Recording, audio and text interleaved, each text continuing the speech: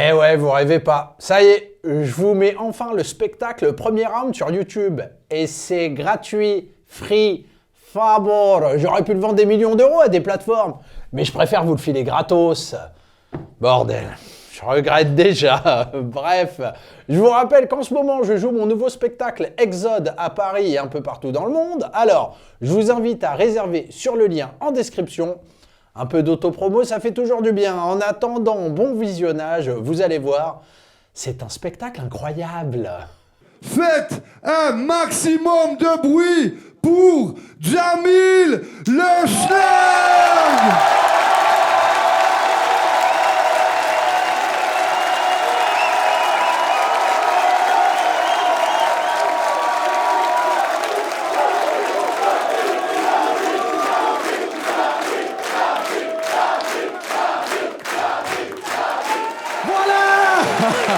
C'est ça qu'on veut! Putain, incroyable! Incroyable, merci! Merci!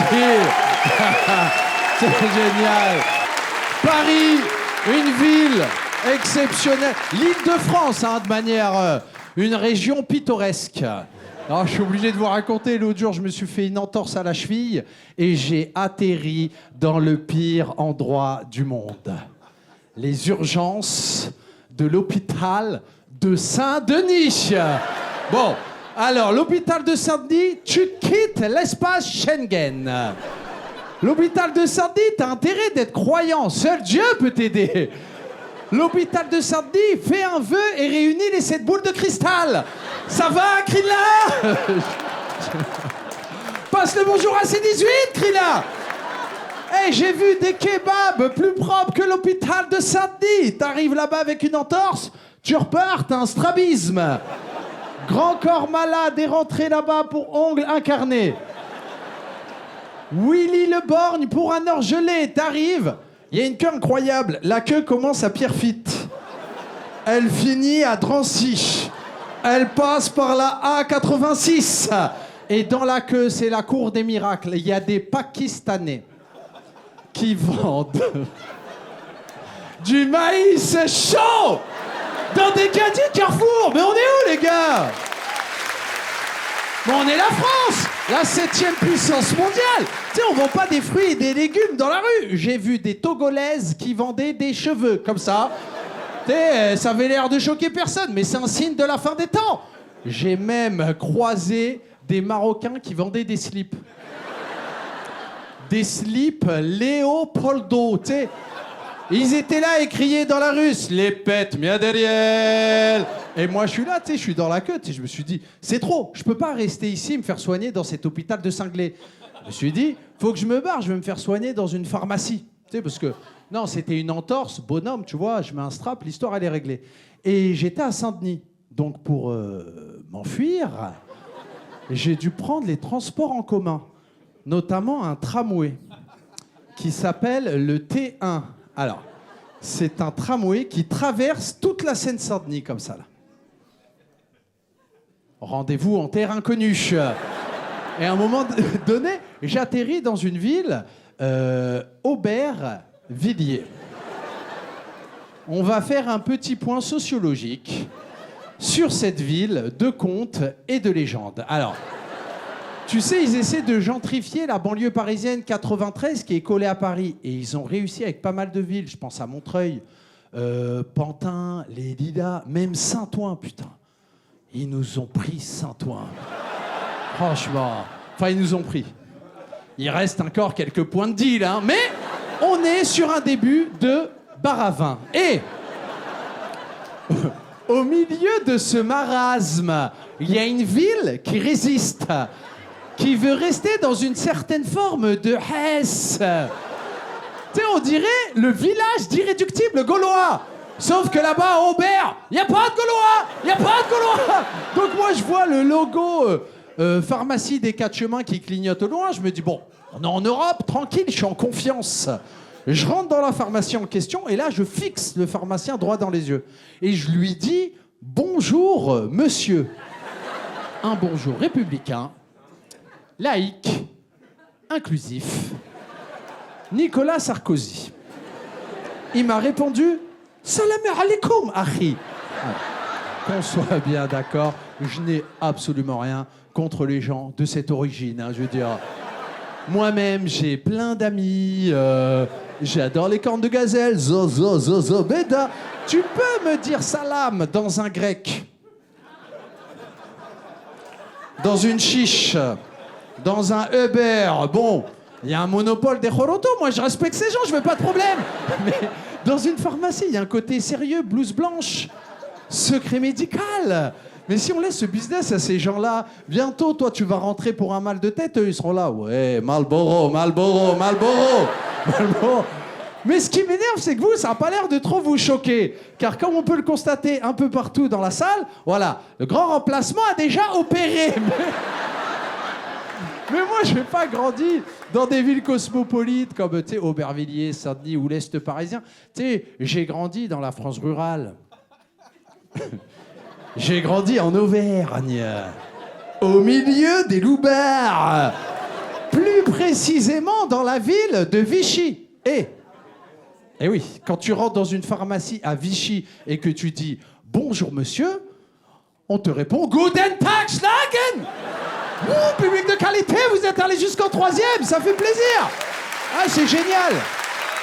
Non, parce que des fois, je joue devant un public de gogol, ça m'arrive. Public énergie 12. Tu sais, ils sont là, mais pourquoi ils parlent en allemand? T'avais qu'à aller jusqu'en 3e, connard. Alors que là, on sent un public cultivé. France Culture, Arte Radio, et ça fait plaisir. Tu sais, quand tu grandis comme ça en Auvergne et que tu arrives à Paris, il y a beaucoup de choses qui te choquent. Moi, la première chose qui m'a vraiment marqué, c'est les gonzesses à Paris, les gonzesses. Oh, les gonzesses, ouais. Non, parce qu'on dit gonzesse en Auvergne, hein. No offense, hein. C'est juste qu'on est resté bloqué à l'époque de Jean Gabin. Et, tu sais, à Paris, les gonzesses, il y en a, mais à Vichy, c'est Walnut Groove. C'est l'amour est dans le pré. Si t'as pas de tracteur, tu risques pas de taquiner de la minette. Donc, tu sais, j'avais un rapport aux femmes quand je suis arrivé, comment vous dire sans vous choquer, tu sais. J'avais, comme qui dirait, une certaine forme de dalle. Meurleux, tu sais, un loup-garou. Je me rappelle, j'étais là, je rôdais le bassin en avant comme ça, là. Ouais, bonjour, madame. Non, je me frotte pas, ça n'a rien à voir, tu sais. Je me sens attiré par le vide. J'avais tellement la dalle, j'étais avec une foraine. Rocky, qu'elle s'appelait. Bon, non, elle était jolie, c'est pas le souci. Le seul truc relou avec elle, c'est quand on était dans l'intimité. Elle prenait toujours une voix de Foire du Trône. Tu sais, ça donnait ça. Allez, Jamil, on y va, c'est parti. J'envoie le premier heureux, accélération. Les premières sensations. Vous en voulez encore? Oui, bon, on se connaît pas tant que ça, finalement, on va y aller. Alors désolé hein, si parfois je suis un peu trash hein, ou un peu violent, m'en voulez pas, c'est parce que j'ai grandi dans un environnement hyper violent. Quand j'étais jeune, on était 11 dans un F4. Et c'est vrai qu'en ce moment, je suis en tournée un peu partout en France, d'accord? Et dans chaque ville, tu sais, je joue en Bretagne, des fois dans des petits bleds. Et à chaque fois que je dis on était 11 dans un F4, les gens sont outrés. Mais on dirait que vous... Hé, on dirait... Ouais, ça m'a perturbé. Normalement, je dis 11 dans un F4, les gens, ils sont là. Oh, quand même. Et là, on dirait c'est la moyenne basse. Non, mais 11 dans un F4, c'est des vrais scores. Chez nous, on jouait en 4-4-2, tu vois. J'ai mon père, il a 90 ans. Ou 112. On ne sait pas vraiment. Tout ce qu'on sait, c'est qu'il est né le 1er janvier. Comme ma mère. Tiens, comme c'est bizarre. Ça va, l'état civil des indigènes? Ah bah, à l'époque, l'état français, ils ne se sont pas pris la tête. Salut, mais j'ai obtenu quand? Il faisait chaud? Bah, 1er janvier, comme tout le monde. J'ai 41 ans. Et j'ai une nièce qui a 44 ans. Non, je répète, parce que là, j'en ai marre. Non. J'ai une nièce qui a 3 ans de plus que moi. Wow! Je suis né oncle, putain! Ouais, c'est des responsabilités pour un enfant d'une ère! J'ai un frère qui s'appelle Zoubir, mais dans ma famille, on l'appelle tous Goyo, parce que le pauvre enfant, tu sais, quand il était plus jeune, il avait un problème de diction. Il parlait un peu comme ça, tu vois. Mais c'est pas de sa faute, le pauvre enfant avait un bouchon coincé dans l'oreille. Donc tout ce qu'il entendait, il le ressortait, Benz. Mais mes parents, qu'est-ce qu'ils se sont dit? On a 9 marmots et un gogol. Bon, bah, c'est Dieu qui donne. Alors qu'il fallait juste l'amener chez le médecin, en réalité. Une fois qu'il a redoublé 2 fois son CP, mes parents ils se sont dit, mais il est con à deck ou quoi? Il l'a emmené chez le docteur pour enlever le bouchon qu'il avait dans l'oreille. Il était là, bonjour docteur, enlevez bouchon, enlevez bouchon, enlevez bouchon. Oh, merci docteur, merci. Ça fait 8 ans que je dis à ces indigènes que j'ai un bouchon coincé dans l'oreille, mais ils n'ont pas l'air de comprendre. 11 dans un F4, les toilettes entre midi et 2. Bah, tu connais, c'est l'heure de pointe. Tu sais, il y a la queue, je me rappelle, moi, dans la queue, je faisais connaissance avec mes frères et sœurs. On est 9 marmots, il y a des 30 ans d'écart, tu crois que je les connais tous? On parle même pas la même langue, bref. Alors, t'es là pourquoi, toi? Moi? Une moussaka qui a mal tourné, ouais. Pour des raisons logistiques, on avait tous le même petit déjeuner, sans distinction d'âge, à 5 ans. J'avais le même petit déjeuner que mon père. Un café noir, une clope. J'arrivais le matin au CP, des problématiques d'adultes. Salut Gilbert, ça va? Ouais, c'est la galère de se garer dans le quartier, ouais. T'as rempli ton avis d'imposition, ouais? Mais je me rappelle ce qui était cool, quand j'étais plus jeune, j'étais moi le dernier de la famille, j'étais un peu le chouchou, et mes parents, ils étaient grave sympas avec moi. Notamment mon père. Genre, il m'a jamais frappé, je te jure. Dans d'autres villes, ça, c'est pas une vanne, en fait, tu vois. Bon, à part une fois, voilà. Une fois, il a voulu me frapper, je vous raconte un peu. Mon père, c'est quelqu'un de très sympathique, il s'énerve vraiment jamais. Genre, c'est très rare de le voir, mais il y a un truc qui le met en colère, vraiment. C'est les scènes d'amour à la télé. Alors là, apparemment, les gens n'ont pas le droit de s'aimer. Je sais pas pourquoi. Tu vois, et lui, bon, je me rappelle, à l'époque, il était musulman. Il l'est toujours. C'est vrai qu'il en parle un peu moins. Il a peur qu'on lui enlève sa carte de séjour. Mais je me rappelle, lui, à l'époque, il voulait trop aller à la Mecque. C'était son rêve, comme beaucoup les musulmans, le rêve, l'aboutissement, c'est d'aller faire le pèlerinage à la Mecque. Mais il n'avait pas d'oseille, donc il restait... Et il n'y avait pas YouTube, Internet pour voir des images de la Mecque avant. Donc qu'est-ce qu'il a fait? Il a acheté une parabole. Tu sais qu'il a mis dans le balcon pour pouvoir capter les chaînes étrangères. Je suis con, je vous explique ça à vous. Ça se voit, vous connaissez grave, tu vois. Donc... Et lui, il regardait notamment une chaîne saoudienne qui diffusait la Mecque 24 heures sur 24, 7 jours sur 7. Tu avais des pèlerins qui marchaient. Alors, d'un point de vue suspense, je parle en termes d'intrigue. Voilà, c'était pas Colombo. Mais moi, je respecte le patriarche, c'est son délire, il aimait bien. Mais dès qu'il partait, qu'est-ce qu'on faisait avec mes frères? On tournait légèrement la parabole, oui, pour capter les chaînes américaines. Et oui, MTV Base, Tupac, Dr. Dre, des Californiennes qui twerkaient en gros stringos. California Love. Et j'avais 12 ans, c'était le bordel dans le Falzer. Swing, chapiteau. Et un jour, mon père, il est rentré plus tôt que prévu. Et j'ai oublié de remettre la parabole en direction de la Mecque, tu vois. Donc... Mon père, il s'installe dans le plus grand des calmes, lui, pensant dans sa tête qu'il va voir la Mecque en continu. Il me plaît, il voit California Love. Et moi, attends. Moi, j'ai grandi à Vichy. Mes frères, ils ont collaboré direct.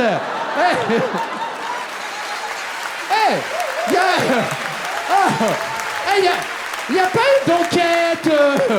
Ils sont arrivés. C'est jamais le coupable. Et là, je vois mon père hyper énervé. Il se lève, il sort sa main comme ça. Il était maçon. Arme de destruction massive. Je me rappelle un jour pour rigoler, je lui dis « Baba, gratte-moi le dos ». Lui, il a cru c'était du placo. Il est arrivé... J'ai fini à l'hôpital de Saint-Denis. Et je le vois arriver avec sa main comme ça. Et moi, j'avais une technique. Vu que j'étais le chouchou, j'étais un peu le dernier de la famille.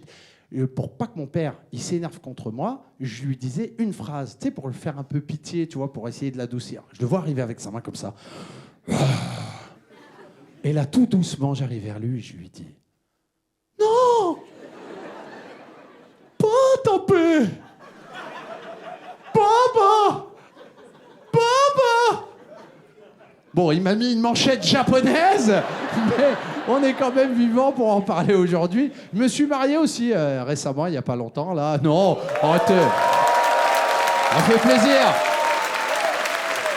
Book, The Ring, Histoire d'or, 29 €. Voilà que c'est vrai. Et non, mais c'est la vérité, je te jure. Le mariage, c'est génial, je conseille. Hein. Franchement, allez-y, foncez, c'est super. Juste un truc que j'aurais voulu savoir avant. Très important. Il faut se marier avec une personne du même niveau intellectuel que soi. Non, moi, j'ai fait le con, j'ai fait une erreur. Non, ouais, bien sûr, et forcément. Elle est beaucoup plus intelligente que moi. Et ça, c'est chiant, je te jure. Parce que, tu sais, normalement, c'est plutôt bien équilibré dans les couples. Tu sais, c'est en alternance. Semaine A, semaine B. On change de con. Mais là, c'est... Genre, il y a un con, mais... C'est-à-dire, je suis le dernier de la classe, mais tous les jours, en fait. Mais ça ne s'arrêtera donc jamais, cette histoire. Alors, je dis pas ça parce que c'est ma femme, mais comment vous dire, c'est un peu un génie, tu sais, elle a sauté 2 classes. Voilà, j'en ai redoublé 3. Tout de suite, ça peut créer un décalage. Son métier, c'est écrivaine, elle est romancière. Elle écrit des livres, est-ce que j'en ai déjà lu? À part en 5e 4, Vendredi ou La vie sauvage. Ouais, tu connais, bien sûr. Tu sais, dans le cadre de son boulot, elle va donner des conférences dans des universités américaines, UCLA, Berkeley, Harvard. Il y a un de ses romans qui est étudié au programme du bac en Angleterre. Et moi, j'ai loupé mon brevet 2 fois. 4e, techno. Tête de Delco. Bon bah, j'en ai confectionné des porte-clés lumineux. Du coup, je suis pas le seul apparemment. Du coup, ça nous donne, tu sais, des conversations de légende.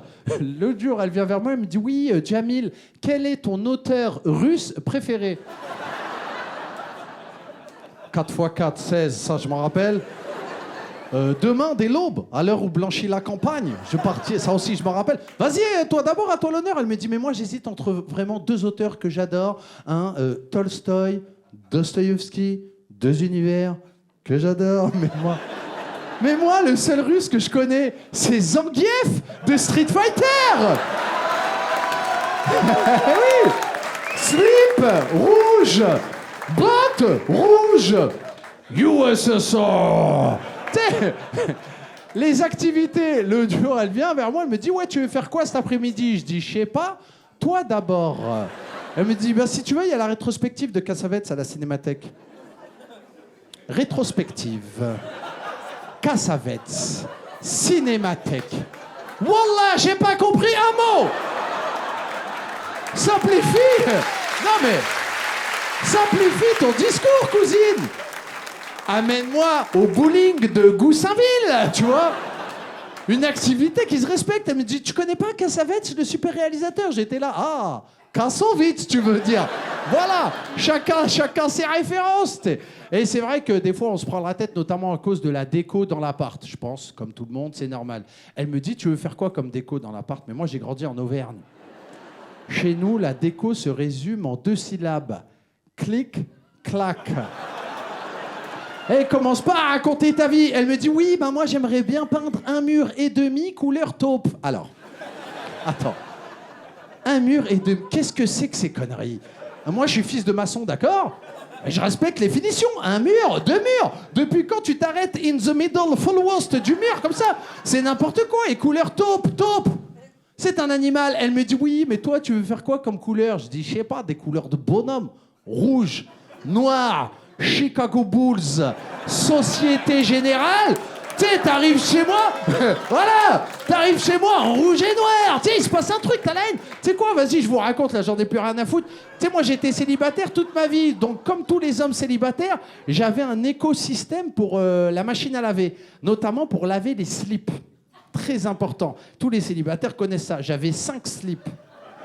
Classe, tu sais, H&M, un peu satiné, dans l'espoir d'un grand soir. Et j'avais 3 slips Léopoldo, tu sais, d'élasticifiés avec les trous en dessous des baloches, ouais. Et on garde ces slips Léopoldo. Mais pourquoi on les garde? Mais moi, je vais vous le dire pourquoi. Parce que dans notre écosystème de connards, dès qu'on met ce slip, ça veut dire alerte rouge. Pense à faire une machine, connard. Pense à faire une machine. Mais depuis que je vis avec elle, elle a jeté mes slips Léopoldo. Du coup, je sais plus quand je dois faire une machine.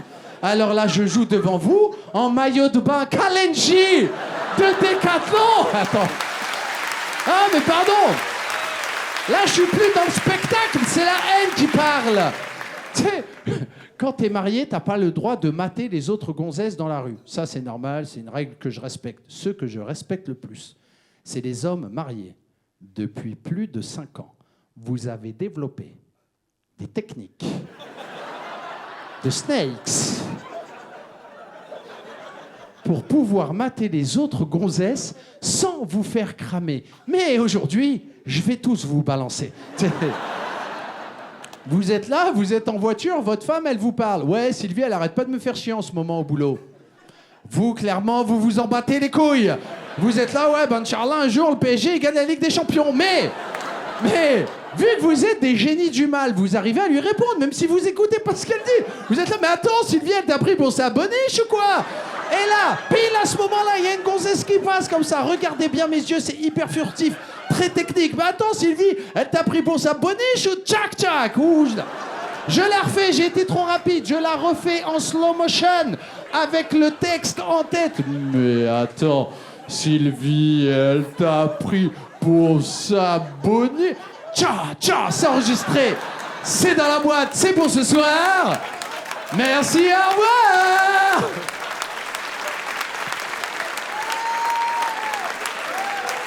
Voilà. Vous avez... T'es sympa.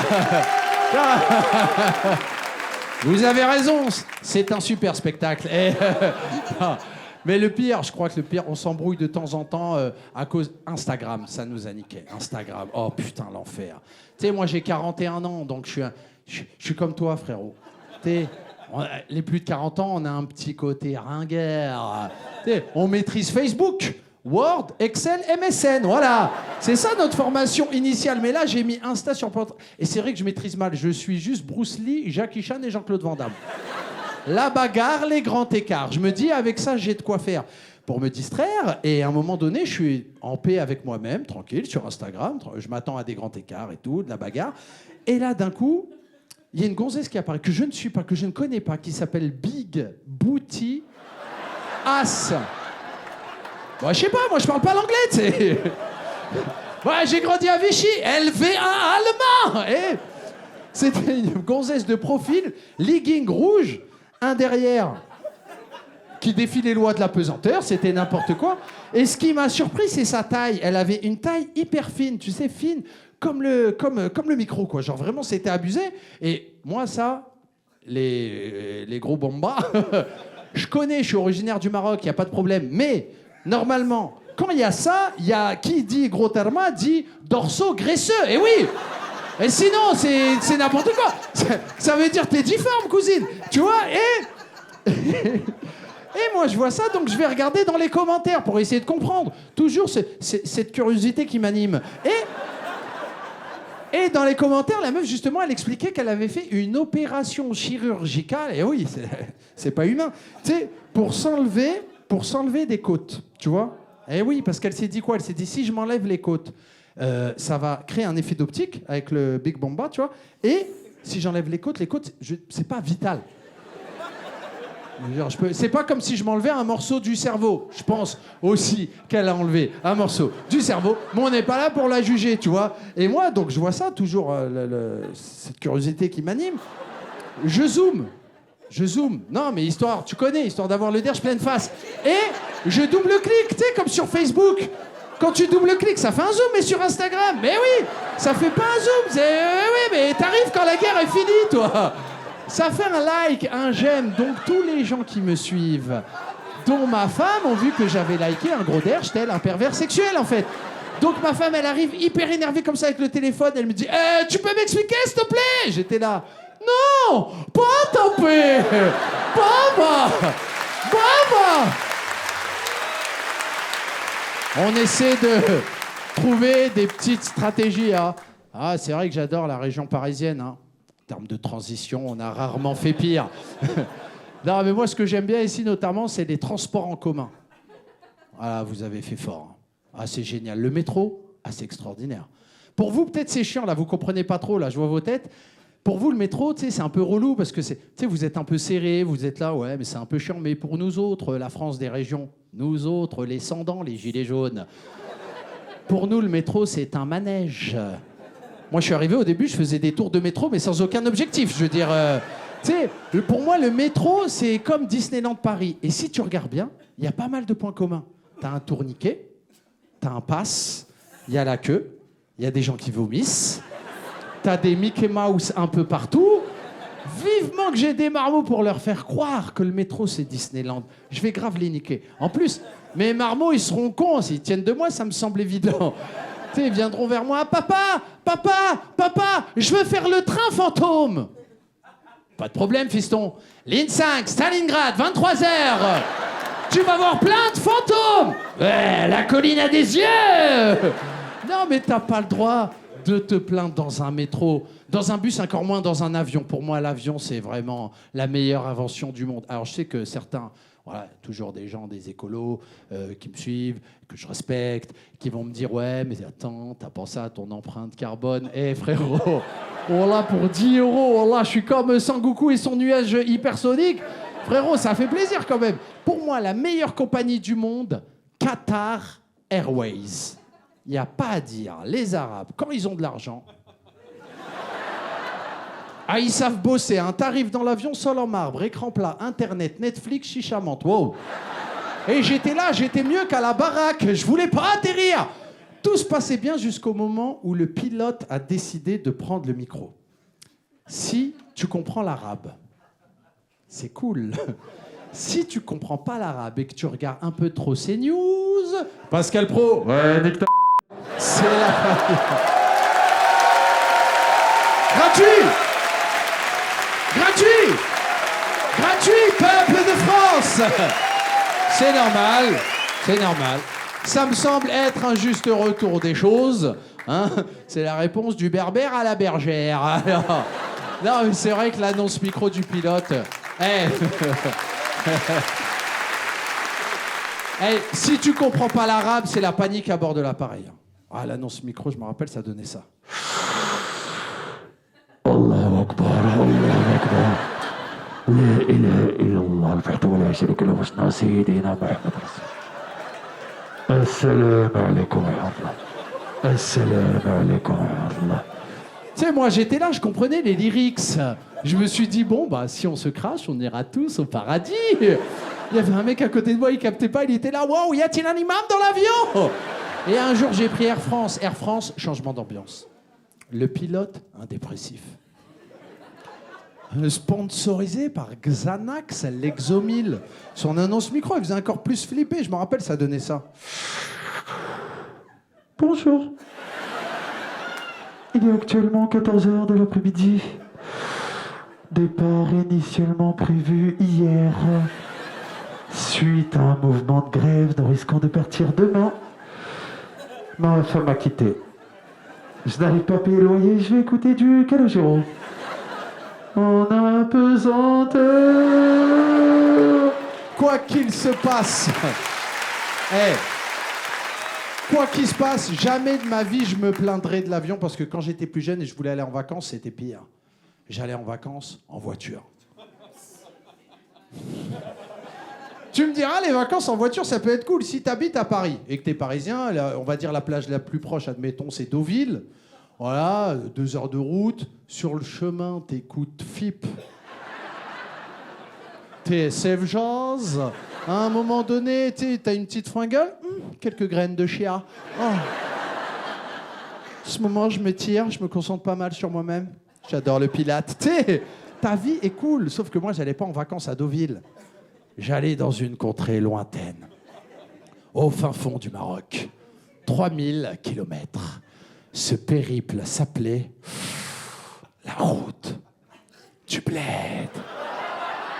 Alors déjà, j'ai jamais compris pourquoi avec mes parents on partait dans la nuit. On dirait on avait quelque chose à se reprocher. On dirait on préparait un go fast. On était 14 dans la voiture, installés en lit superposé, avec des bagages insolites, une machine à laver sur le corps, une baignoire sous le coude, un mouton qui me fracasse la nuque à chaque virage. Il faisait chaud, on traversait l'Espagne, il n'y avait pas de clim à cette époque. On était tous torse nu, même mon père et ma mère, ouais, on aurait dit des Roms, je vous jure. Il manquait plus que l'accordéon, parce que les dents en or, mon père les avait déjà. Quand t'as 14 jours de route, les gens normaux, pour se restaurer, ils vont au restaurant. Mais nous, on n'allait pas au restaurant, on allait dans des aires de repos. Ma mère sortait une couette qui pique à carreaux, avec un tigre dessiné dessus, j'ai jamais compris pourquoi. Sur cette couette qui pique à carreaux, il y avait une cocotte minute. Bouteille de gaz. Dans cette cocotte minute, un poulet jaune vivant qu'il était tout maigre, tu sais. On aurait dit un pivert, Woody Woodpecker, il sortait comme ça. Mais vous allez pas me manger tout cru quand même. Bah on va gêner mon con. On le mangeait pas sur des tables et des chaises, on le mangeait en position chiotte turque. On faisait peur à tout le monde, ambiance Starmania. Quand on arrive en ville. Quand t'as 14 jours de route, les gens normaux pour se reposer, ils vont à l'hôtel. Oui, ça semble normal en 2024, tu sais, ils prennent une douche par exemple. Tu vois, et ils prennent un petit déjeuner avec ceci. Ouais, je veux bien, bisous, on se retrouve tout à l'heure avec ce exo, cœur sur toi. Nous, on n'allait pas à l'hôtel, on allait dans les mêmes aires de repos. Et mon père sortait cette même couette qui pique à carreaux, avec ce putain de tiger qui me fixait droit dans les yeux. Et tout le monde dormait à même le sol, sauf moi. J'avais 5 ans, et mon père m'avait nommé gardien de la voiture. Ah, c'est 5 ans. 5 ans, j'avais déjà un taf. J'avais Macron, il allait nous niquer. J'ai dit, voilà, faut que je commence tôt. Et tu sais, mon père, pour me taquiner, je me rappelle, il venait vers moi, il me disait, oui, mais moi aussi, à 5 ans, au Maroc, j'avais un travail, j'étais gardien de chèvre. Ouais, peut-être, monsieur. Mais je vous rappelle que je suis français, vous entendez? Français! Oh, enfin, jusqu'en 2027, Inch'Allah. Après, on verra comment ça s'organise.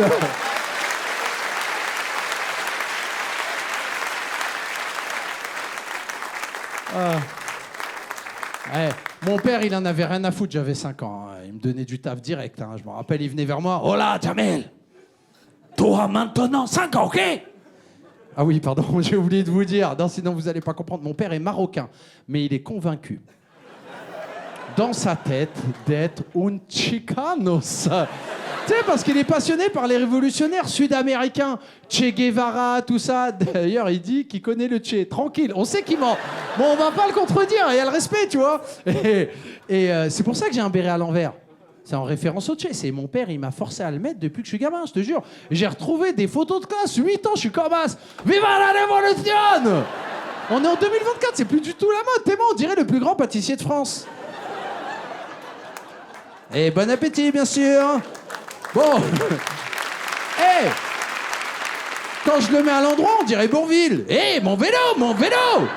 Mon vélo, mon vélo! Oula, mais je suis nul en imitation. Ça va toujours, Didier et Gustin? Ok, c'est bon. C'est bon, je me reconcentre. Voilà, Jamel. T'as maintenant 5 ans, ok? Tu es donc un homme, chef de famille. Tu vas garder la voiture. Mais baba, tengo 5 años, je veux dire...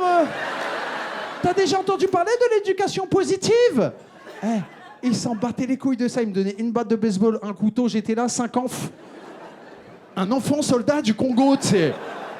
Quand t'as 14 jours de route, dont 8 passés à la douane de Tanger. J'arrive, je vais m'expliquer sur ce concept. Tu sais, nous, on arrivait chargés comme des dingues. Tu sais, il y avait voilà, une roue de scooter, une tête de cheval, c'était n'importe quoi. Quand on arrivait, et il fallait payer des taxes, tu vois. Et mon père, il voulait pas payer. Il disait non, non pasaran. Je disais, mais c'est le contraire, c'est toi, non pasaran. Et il voulait pas payer, je me rappelle et tout. Et il disait non, non, non, parce que sinon, tu vois, il mettait ça sur le dos de la révolution. Mais avec ma famille, on a une autre thèse. On pense juste que mon père, c'est le plus grand des radins de l'histoire. Bah, il est berbère et auvergnat. Tu peux pas faire pire. Tous les matins, il se réveille, il ouvre la fenêtre de chez lui, il regarde le monde.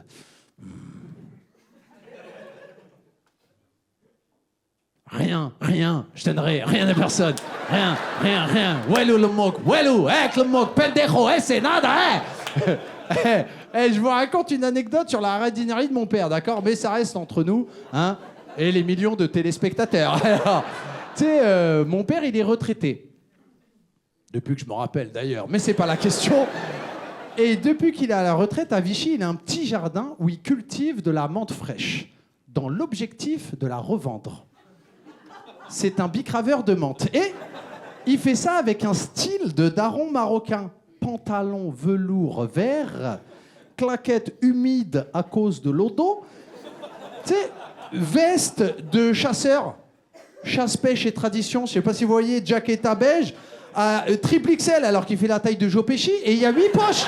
Je sais pas pourquoi les darons ils aiment bien ce délire. 8 poches et dans chaque poche il y a un truc très précis. Permis de conduire, carte vitale, carte nationale, passeport, visa, un PN, carte de séjour. On sait jamais s'il faut se faire une coupe. Et il se balade avec son vélo et sa montre et il la vend à tout le monde dans la ville. Et un jour il y a un mec qui lui devait 50 centimes.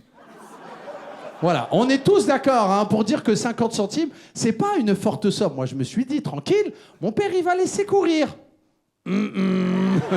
Qu'est-ce qu'il a fait? Il a fait une réunion de crise. Il a réuni toute notre famille dans le salon. El cartel décalé. Il a appelé le gars, il a menacé lui, il a menacé ses enfants, il a menacé sa famille au bled, il a récupéré ses 50 centimes. Ça s'est su dans la ville. Et depuis ce jour, tout le monde appelle mon père 50 Cent.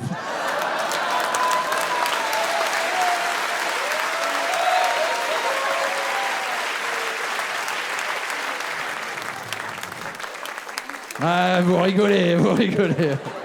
Non, mais c'est les jeunes, ils respectent rien, je te jure. C'est eux qui donnent des surnoms aux anciens, ça se fait pas. Dès qu'ils passent en vélo, ils lui chantent Go, go, go, go, go, aimé, it's your birthday, it's your birthday. Et enfin, après 14 jours de route, on est arrivé dans ma ville d'origine, à Marrakech. Alors, par applaudissement, qui s'est déjà rendu peut-être à Marrakech? Ah, bien sûr. On en a vendu des babouches à 90 €. Ça va, Marrakech? Hôtel, Riyad, vous avez fait? Hôtel? Hôtel, bien sûr, les deux. Bah, je t'ai pas parlé. Je rigole. Hôtel, piscine et tout, bien sûr, avec des lits. Avec lit, il y avait lit, ouais. Oui. C'est peut-être un détail pour vous.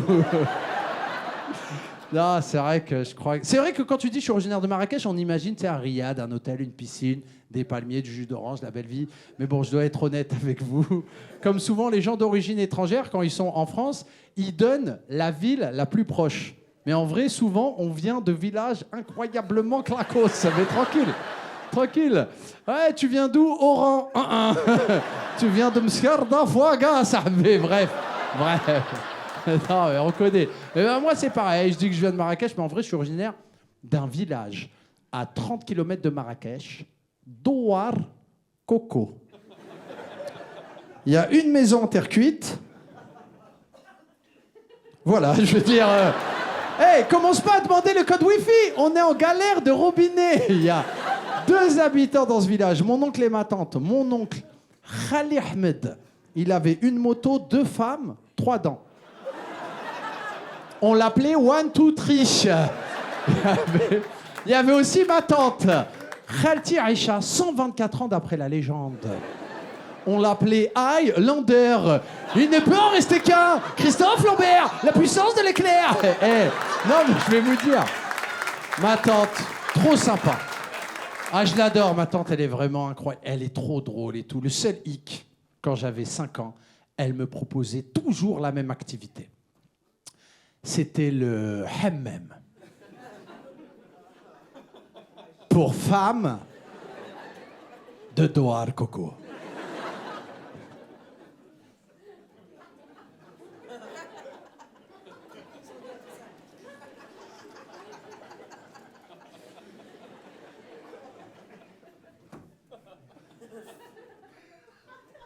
Il m'a fallu 30 ans de psychanalyse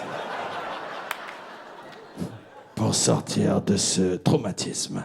Alors qu'on soit bien d'accord, je ne parle pas du hammam hein, qu'on peut trouver ici en France, où quand t'arrives, on te file un petit peignoir, une petite paire de claquettes, un verre de rosé, pas tout de suite, peut-être tout à l'heure. Bisous, XOXO, cœur sur toi. Non, c'est pas ça.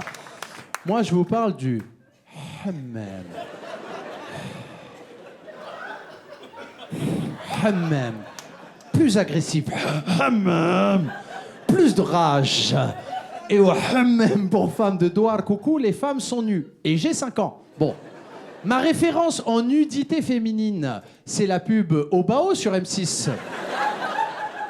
Cheveux ondulés, peau soyeuse, épilée.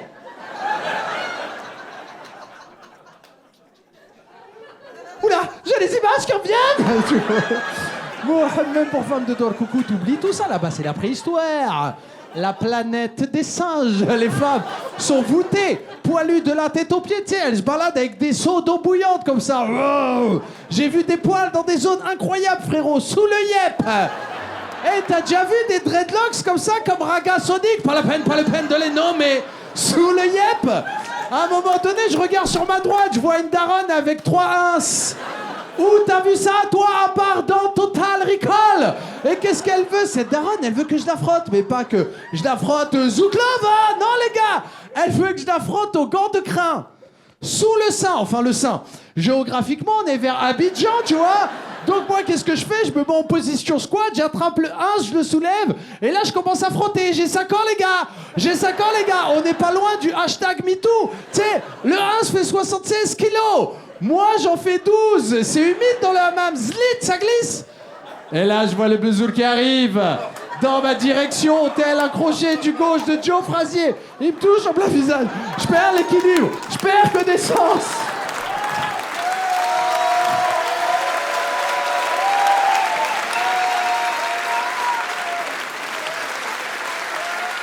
Et là, je pense à mes camarades de classe qui, eux, sont partis en vacances à Deauville, sa mère.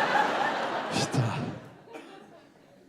Le pire, c'est qu'à un moment donné, je dois rentrer en France et raconter tout ça à ma maîtresse.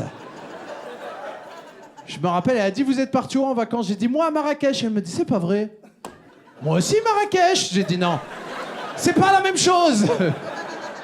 Elle m'a dit, raconte-nous donc tes vacances. Et j'ai dit, je peux pas, je suis pas une balance. Je voulais pas que mes parents ils finissent au shtar à Medellin. Donc elle a dit, ok, tu peux pas nous raconter à l'oral, tu nous mets tout dans une rédaction. C'est ce que j'ai fait, j'ai tout mis dans une rédaction. Enfin, une rédaction. Une déposition en réalité. Je lui ai donné à la fin du cours, je me rappelle, elle m'a regardé, elle m'a dit, non, Jamil, c'est pas à moi que tu dois raconter ça. C'est au commissaire divisionnaire Rick Hunter. Là, j'essaie de me lever depuis tout à l'heure. C'est ça que vous savez pas. Ouais, bah, j'ai 41 ans, j'ai des problèmes de dos. Hein. Putain, il est loin le temps où j'étais coach sportif. Mais t'es horrible, toi. Ouais, c'est... Voilà, ça vexe, voilà, ça vexe. Mais j'ai remarqué maintenant, quand je me lève, depuis que j'ai passé la quarantaine, je fais les mêmes sons que mon père. Quand il se lève. Tu sais, c'est un son que font tous les darons originaires d'Afrique du Nord. Passé un certain âge, quand ils se lèvent, ils ont créé une langue. Tu sais, à base d'onomatopée, bruitage, son d'animaux. Tu sais, ça donne à peu près ça.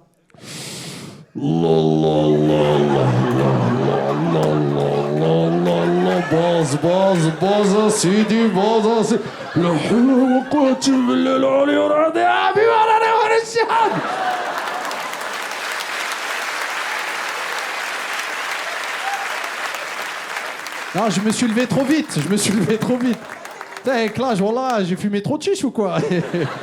T'sais, quand tu restes 2 mois à Douar Coucou, c'est vrai que les activités, non, tu sens que c'est pas le Club Med, hein, franchement. J'avais des cousins, ils venaient vers moi, ils me disaient, alors Jamil, ce soir, chasse aux scorpions. Voilà. T'as pas une Game Boy, non? Je sais pas, une activité normale? Mais ils avaient un argument de taille, ils me disaient, ouais, mais si on chasse pas les scorpions dans la nuit, ils vont te piquer. Et tu vas mourir. Ouais, c'est un point de vue intéressant, ouais. Passe-moi une claquette fila, on va niquer des scorpions alors. Hein. Quand tu restes 2 mois à Douar Coucou, après tu rentres en France, t'es plus proche de l'animal que de l'être humain. Je me rappelle, la rentrée, c'était le 3 septembre. Nous, on arrivait toujours le 2 septembre dans la nuit. Tu vois, on pouvait pas être à la mode. Je me rappelle, mes camarades, tu sais, ils arrivaient, petit jean, coupe au gel, petite paire de baskets, beau gosse, moi, feuille de salade sur le sgeg. cartable en cuir de chameau. Quand c'était l'heure du goûter, j'étais là, un Indien dans la ville. J'avais développé des réflexes, mais c'est rien par rapport à mon voisin, Moussa. Moussa, chaque année, il arrivait entre le 12 et le 19 octobre. Ça dépendait de la mousson togolaise. Une année, je me rappelle, il est arrivé, il faisait au moins 2 mètres, treillis militaire. J'ai dit, oh, Moussa, c'était bien le bled cet été. Ouais, c'était sympa, j'ai pris le contrôle du pays, ça va les gars? Ça va les gars? Allez, rompez, c'est bien, c'est bien. Mais je me rappelle que ce soit Moussa, moi ou plein d'autres, on souffrait tous d'un même mal. On avait tous une schizophrénie identitaire. Ce qui était normal en fait. Parce qu'on était français, on partait souvent l'été dans le pays de nos parents. Donc le Portugal, je sais pas moi, l'Espagne, le Maroc, l'Algérie, le Sénégal, ça dépendait vraiment des origines de chacun. Et quand on revenait, on savait plus si on était français. Bon, on sait toujours pas, mais on a quand même un peu progressé sur cette question. Ah oui, c'est vrai. Et plus tard, j'ai eu envie de comprendre ce truc de schizophrénie identitaire. Donc après le bac, j'ai étudié la sociologie. Fac de bourse, échelon 5. Tu connais tes classiques?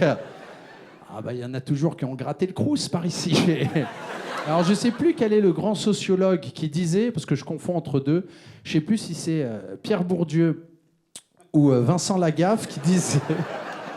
On va dire Pierre Bourdieu qui disait que tout le monde souffrait d'une schizophrénie identitaire. Moi, je croyais que c'était un truc propre aux enfants d'immigrés. Pas du tout, ça concerne toute la population parce qu'à chaque fois, tu prends un nouveau personnage. Là, par exemple, vous êtes vous-même, vous êtes tranquille, mais quand vous allez aller au boulot lundi, vous allez prendre un personnage. Personnage, allez, pour être sympa, d'employé du mois. De gros susboules, si tu préfères. Quand ton N+1 il arrive vers toi, alors, qu'est-ce que tu penses de mon nouveau projet?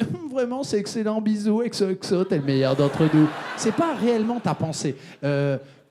Premier entretien pour un taf, là aussi tu prends grave. Oh, le premier entretien pour un boulot, vous vous rappelez? Comment tu prends un personnage? Oh, Kdeb Lahore, oh, laisse tomber, laisse tomber. Je me rappelle, moi je suis arrivé et tout, bah, vous aussi je pense, hein, mentez pas. Quand on te pose la question à 20 000 $, dites-moi, quel est votre principal défaut? Moi? Perfectionniste, ouais. J'ai du mal à vivre avec ça tous les jours.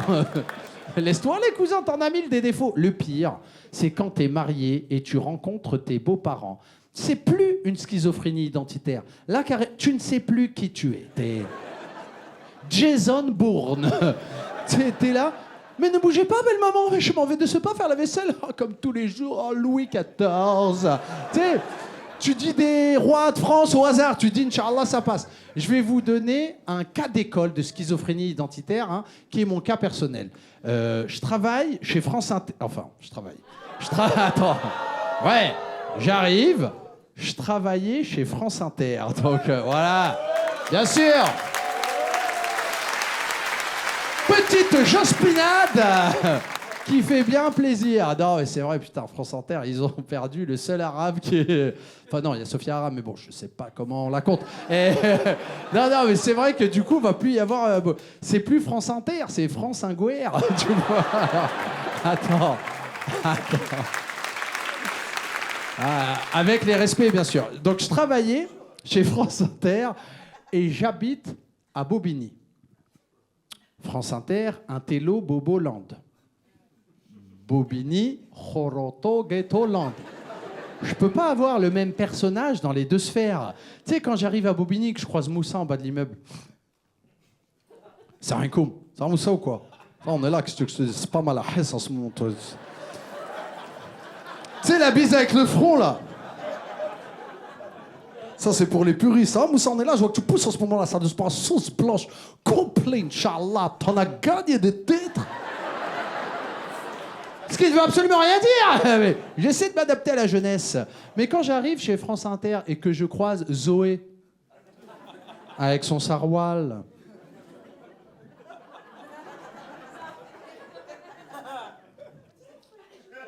Oui, bonjour monsieur. Mon badge, bien sûr. Et c'est normal, pour des raisons de sécurité, je présume. Bisous. Ouais. Salut Zoé, tu vas bien? Ouais, super, excellent.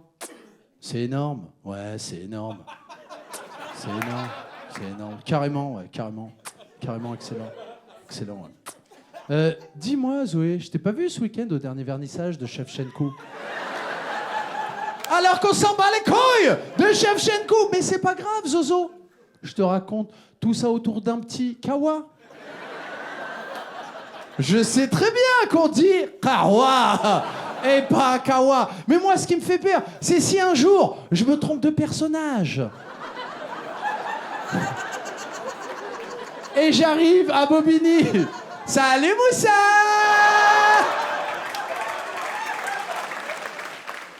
Ouais, tu pousses à la salle de sport, mon coquin. Tu dois aimer les graines de chia. Et je vais arriver en mode Kaira chez France Inter.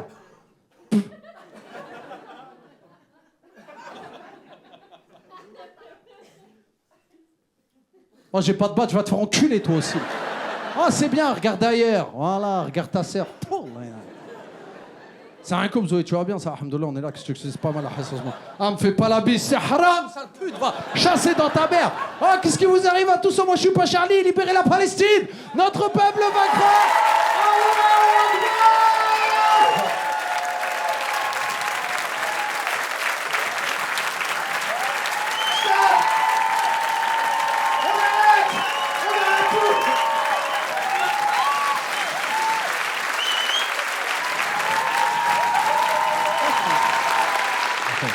Quelle ambiance de fichier S.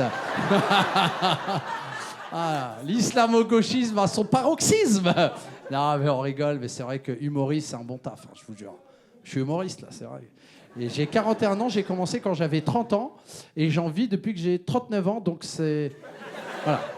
9 ans de stage, mais on a bien rigolé, c'est vrai que c'est cool. Humoriste, c'est un bon taf, mais humoriste en France. Je tiens quand même à le préciser. Parce que j'ai des collègues... tu sais, on se connaît un peu tous à travers le monde, les humoristes. Et c'est la Oumma des humoristes, tu sais. Et j'ai des collègues en Afghanistan, humoristes. Non, la marge de manœuvre dans les sketchs est pas dingo, quoi. Tu sais, ils peuvent pas arriver sur scène, mais dites-moi, vous avez remarqué les talibans, alors c'est... Ouais, j'ai rigolé, les gars. Alors qu'en France... Quand t'es humoriste, vraiment, tu peux tout dire. Ça va, Guillaume Meurice?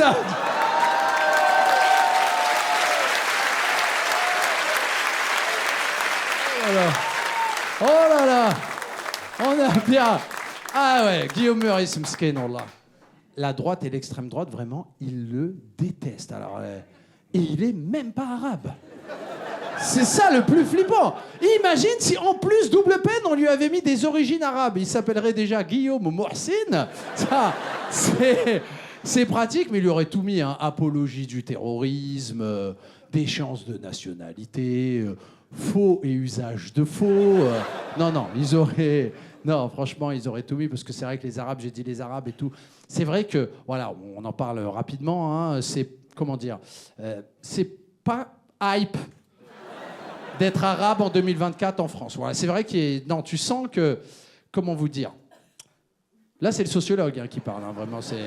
Non, mais je préfère le dire, parce que je vois des regards hostiles.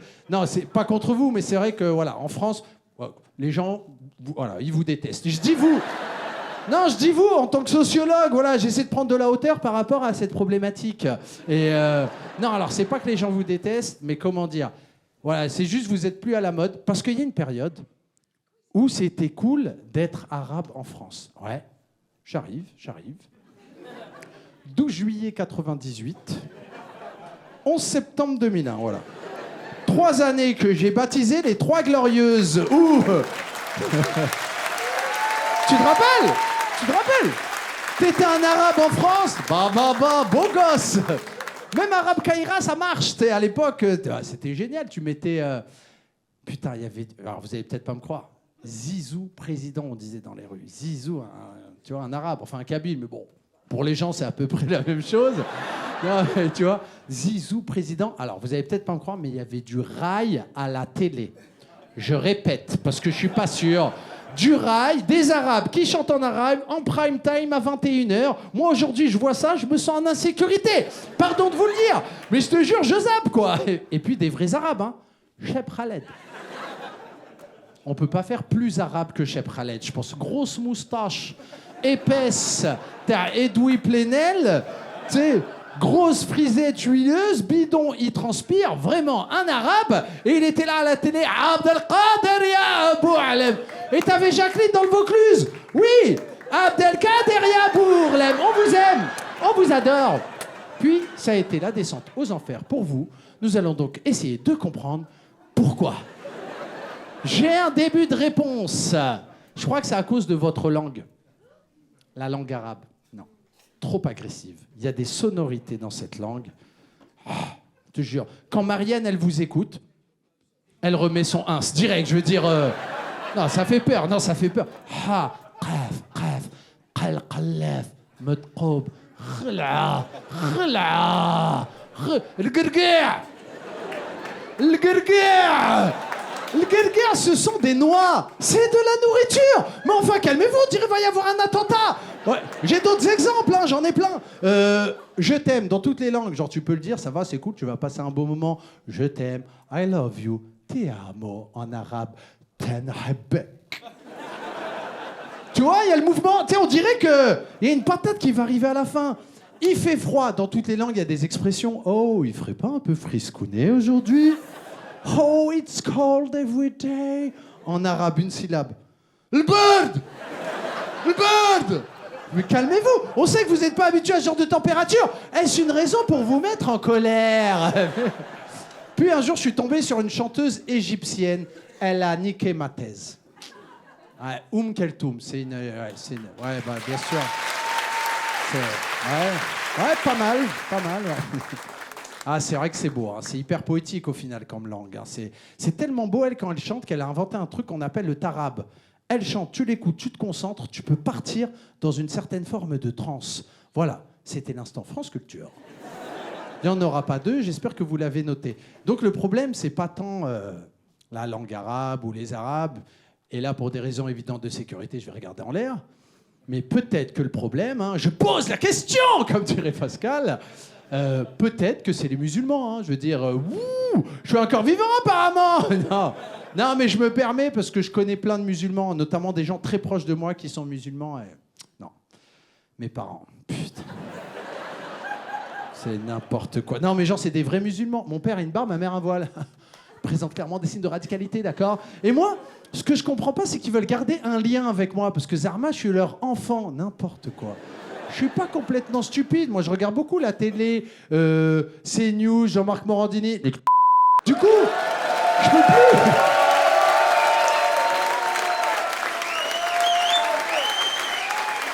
Et du coup, je peux plus faire confiance en mes parents, c'est normal, tu vois, vu que je regarde ça, c'est normal. Et mes parents, tu sais, c'est l'ancienne école, c'est des malins, c'est des renards. Pour garder le lien avec moi, tu sais ce qu'ils font? Ils m'invitent à manger chez eux, tu sais. Connaissent notre point faible. Et l'autre jour, j'arrive chez mes parents, ils avaient posé comme ça sur la table un tagine agneau pruneau avec des amandes grillées par-dessus, tu sais. J'étais comme toi, j'étais sous hypnose. J'étais à Agrabah. Oui, c'est lui, oui, c'est bien lui, Ali Ababoué. Puis d'un coup, je me suis ressaisi, j'ai repensé à CNews, j'ai fait j'appelle tout de suite Darmanin. Wouh! Non, mais je rigole moi-même, je suis musulman. Ouais, ça nique toujours un peu l'ambiance, ouais. Non, mais normalement, c'est privé, ça regarde que moi, mais maintenant, je le dis publiquement, parce que l'autre jour, je suis tombé sur ma voisine, Sylvie, la dame la plus gentille du monde. Prof d'art plastique, 58 ans, abonnée à l'IB. Bon, elle frise l'islamo-gauchisme, cette dame. Et un jour, on est là, en bas de la maison, je la croise, et elle me sort la plus grosse punchline de l'histoire. Elle me dit, oui, mais toi, Jamil, t'es pas musulman. T'es sympa. Et je lui dis... Ouais, bah ouais, tu sais, j'étais pas sur mes gardes. Tu vois, j'avais garde de base, tu sais, Francis Ngannou. Puis d'un coup, je me suis ressaisi, j'ai dit, mais attendez, Sylvie, pourquoi vous dites ça? Elle me dit, oui, parce que je regarde beaucoup la télé, les gens qui se réclament de l'islam, ce sont des terroristes, d'accord? Et ils disent Allahu Akbar, Allahu Akbar. Ouais, d'accord, mais pour vous, ça veut dire quoi, Allahu Akbar? Elle me dit, mais je sais très bien ce que ça veut dire. Ça veut dire, on va tous crever. J'ai dit, bon... C'est pas la traduction littérale. Alors, Allahu Akbar, ça veut dire Dieu est grand. T'y crois, T'y crois pas, c'est pas la question. Ce qui m'énerve, c'est que les terroristes, ils ont gagné parce qu'ils ont réussi à s'approprier cette phrase Allahu Akbar et à en faire un truc hyper négatif qui fait peur à tout le monde. Moi, j'aimerais bien qu'un jour, on puisse se réapproprier cette phrase. Alors ce soir, au studio de l'Ermitage, je vais compter jusqu'à 3. Et tous ensemble, on va crier Allahu Akbar. Ouais. Bah ouais les gars, c'est ça le vivre ensemble, t'sais. On fait un pas l'un vers l'autre. Allez, c'est parti. On y va.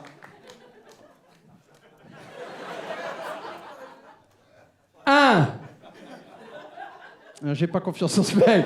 Non, j'ai peur, il se lève et dit 2. Allahu Akbar. Mais on sera tous morts. Bon, au moins, on aura bien rigolé. Allez, c'est parti. 1. Alors, je vois des visages en panique. Et c'est normal. Par contre, je vois des visages excités.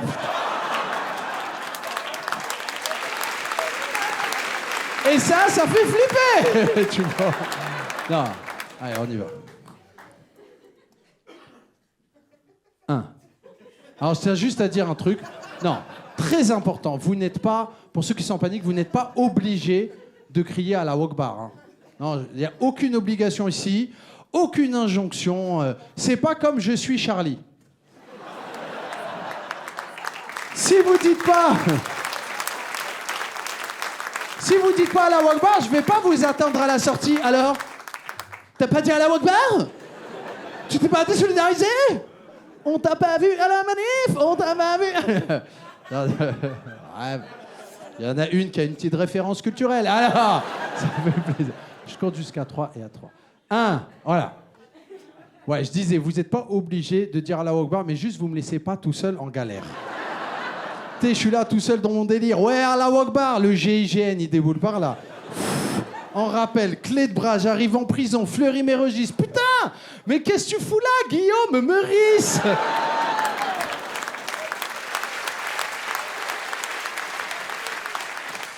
Ah, j'ai pas oublié mon projet d'islamisation hein, de la salle. Quand même bien commencer par ici. 1, 2,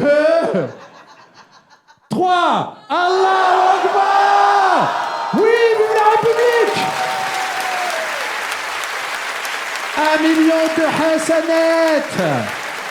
Bon point! Capital paradis!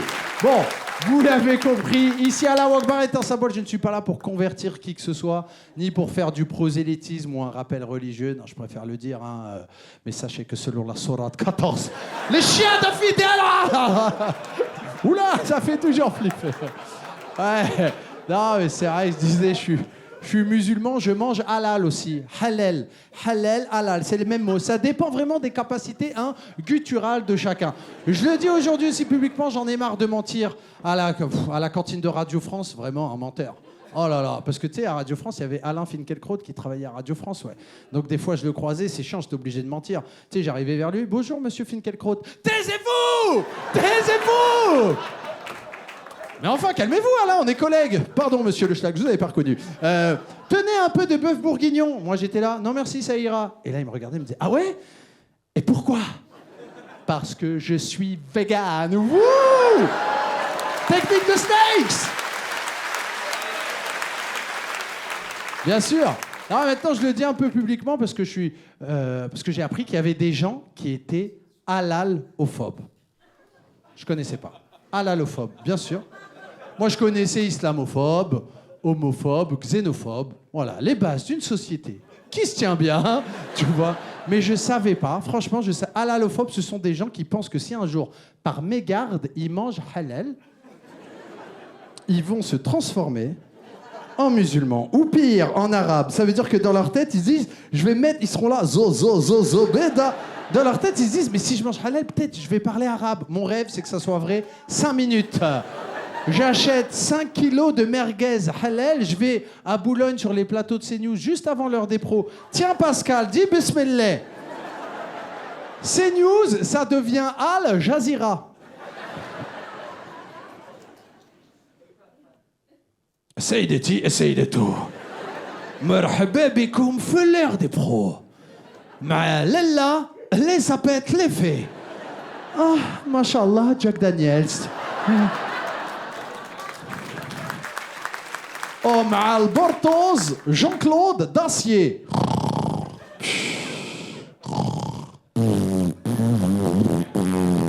Ah Willy Chalodot. On comprendrait rien. Mais au moins, on rigolerait 5 minutes. Hein. Non, mais tout ça, là, toute cette merde, je te jure, c'est à cause de la télé. Hein. Ah ouais, franchement, c'est ça qui nous a niqués. T'sais. Non, parce que maintenant, à la télé, ils invitent n'importe qui pour parler de n'importe quoi. C'est ça, hein. Moi, ils m'ont invité, moi. Jamil Le Schlag, humoriste, saltimbanque et autres troubadours. Bon, à n'importe quel moment, je peux te faire le crabe.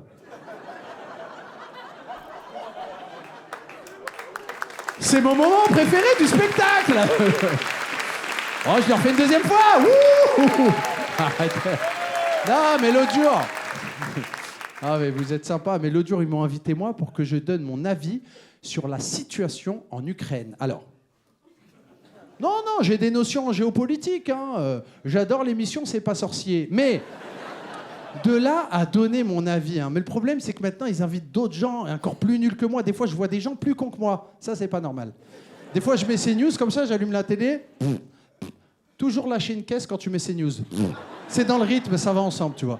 Et des fois, je vois ça et je vais pas vous mentir, ça m'énerve. Et là où je ressens le plus la colère, c'est quand je suis en voiture. Alors, je sais pas pour vous, mais quand je suis en voiture, un connard. Vraiment, un gars du 7-7, quoi. Vraiment. Je rigole aussi, bien sûr. Hein. Non, parce que c'est vrai, moi, quand je suis en voiture, je deviens un autre homme. Dernière anecdote, après, on ira manger tranquille. L'autre jour, j'étais à Porte de Clignancourt en voiture. Il y a un camion blanc qui me barre la route. Moi, je le nique, je fais le tour. Il me klaxonne. Je le reclaxonne. Il descend sa vitre, il me fait ça avec sa main. Peut-être vous, ça vous fait rire, mais moi j'ai grandi en Auvergne, tu sais, avec des gitans, les frères Lopez. Tu connais les gitans de YouTube?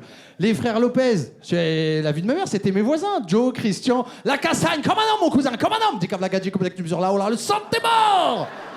J'ai grandi avec Snatch et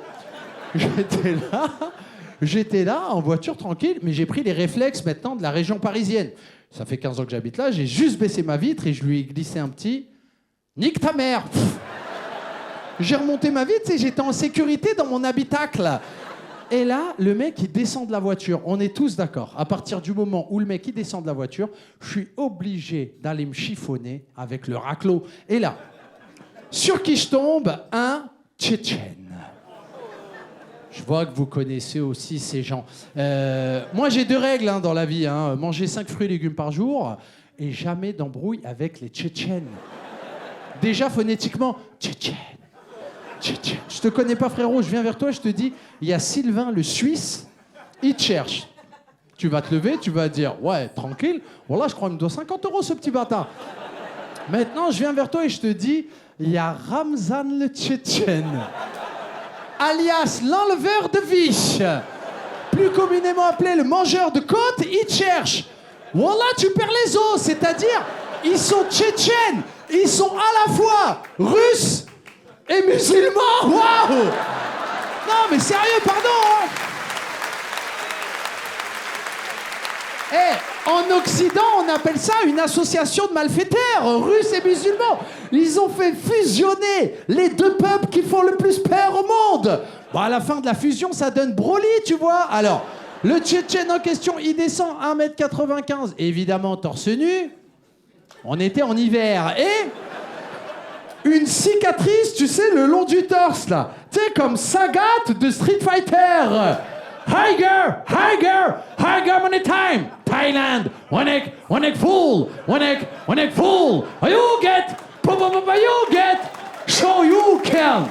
You lose. Perfect.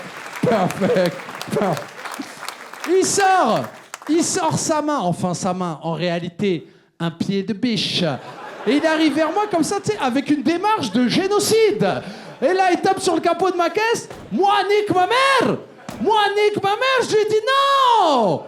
Pas taper. Baba. Merci les amis, c'était un plaisir.